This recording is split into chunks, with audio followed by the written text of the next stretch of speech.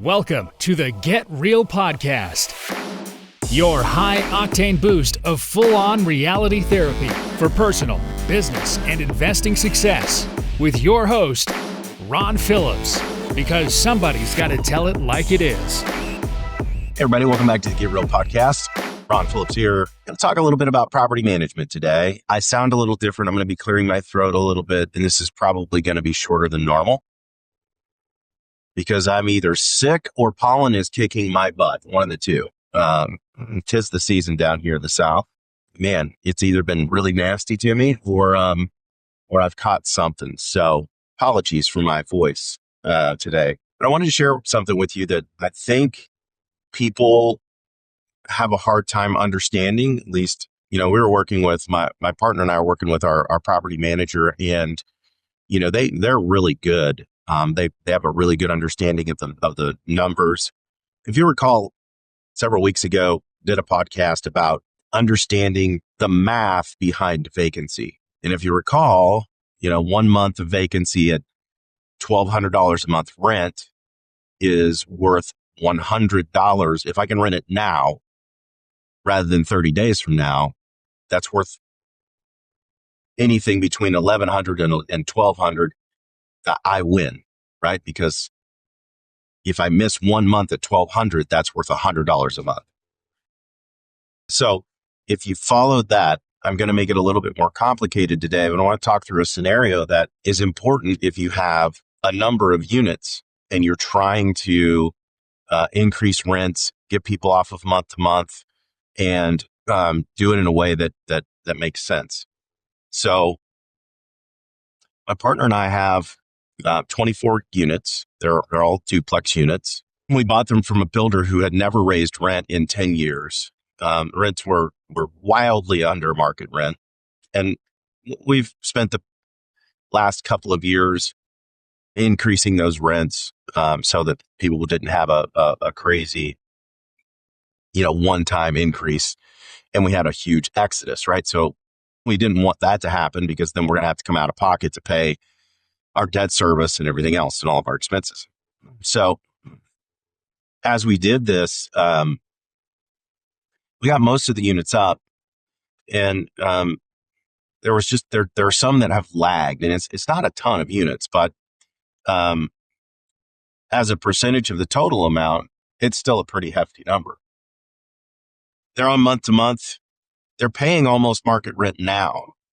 And every month we get a new crop of these month to month. So to make the math easy, let's say last month we had 2, and our property manager is rightly so running the math. And he's saying, look, these people are paying $1,300 a month. Our rent is $1,325. And these people are paying, basically they're paying market rent. But they're not happy about it because, they like their rent the way that it was. These people haven't moved out, their legacy tenants, right? And the challenge is there's nowhere for them to go because the rent they were paying was just not in line with anything in the market. And they got a great deal for 10 years. Because of that, they haven't moved because there's nothing better for them where they could go. Now they're paying basically market rent, but we don't have them on a lease. They're on a month to month. And so what the property manager is saying, he initially he emailed us and he said, hey, look, these guys are paying basically market rent. They're on month to month. And what's the problem with leaving them there? Because if we push really hard to push them onto a lease, an annual lease, they may just say, screw it and leave. And then you guys are going to have a vacancy. And, if you have a vacancy, you're going to lose this amount of money. And, all of the math makes total sense. Here's the piece that he, I think was missing when he was running his math.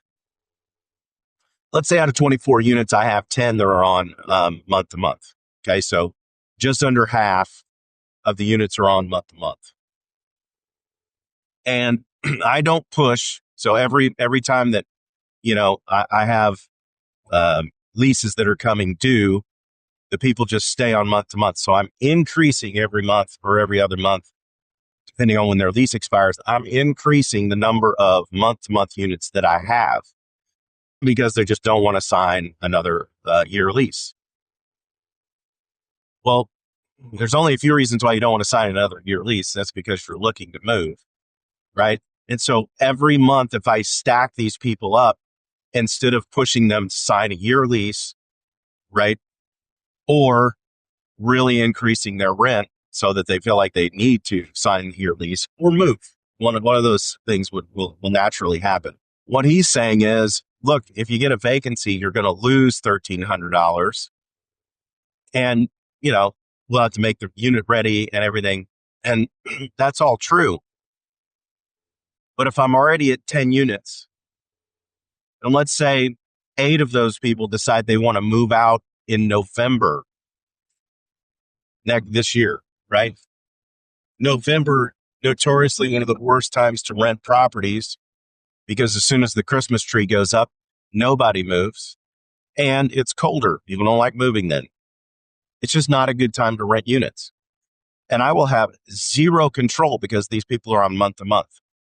What I want to do is I want to have either their lease or a new lease in the prime season for rental, because it limits my time of vacancy.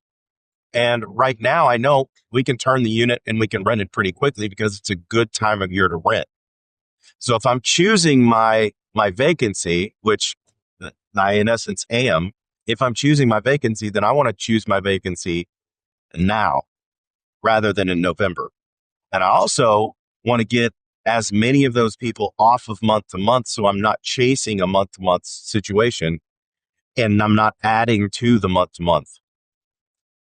I don't want to do that because it could be a very large vacancy rather than a small vacancy now. And so the math that he was running is right.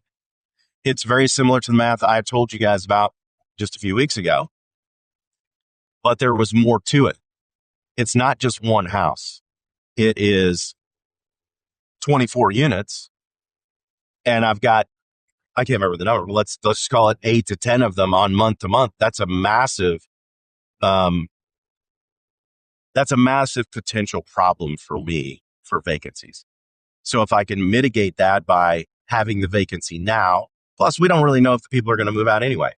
We push them to sign a year lease. They might sign it because there's nowhere else for them to go. And then we win, right? They stay, they get a really nice place. We win because we get a year lease signed.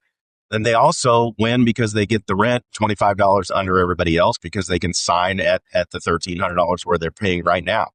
So I just wanted to let everybody understand how this works, so that if you have multiple units, you don't take the advice just at face value, just on rents alone, and you think through the other ramifications.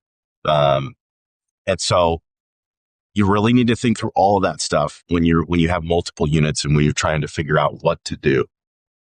And so that you don't have to continue to listen to my horrible voice, I'm going to leave it there today.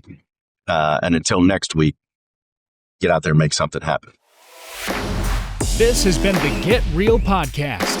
To subscribe and for more information, including a list of all episodes, go to getrealestatesuccess.com.